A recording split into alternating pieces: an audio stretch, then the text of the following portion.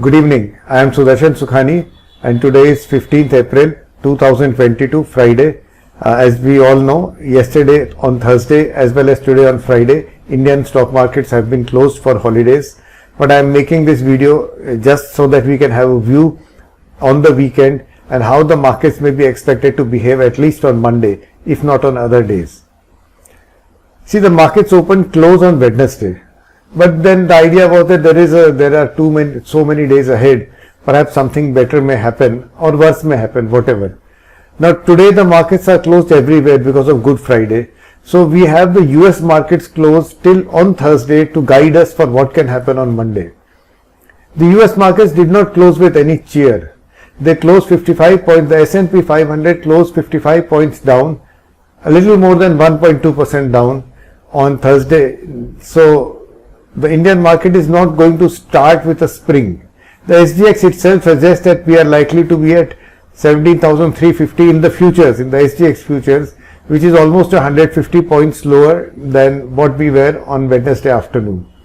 Now we all know all this can change by Monday. So many events can happen over the weekend. Good news can come in, bad news can come in, anything.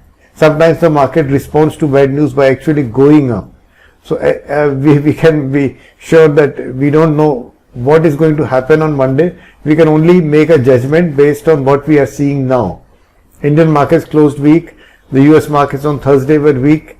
The Ukraine-Russian war does not give us any good news. Inflation is up in USA. Inflation is up in India. Although I don't go so much about for the news because I am much more interested in how the market responds to the news. But whatever, the news around us is not conducive to a big rally. So I would assume that Monday should start with weakness, and if nothing else happens, we should have persistent weakness on Monday. That of course we will see as the markets open. But the start as well as the theme seems to be of weakness.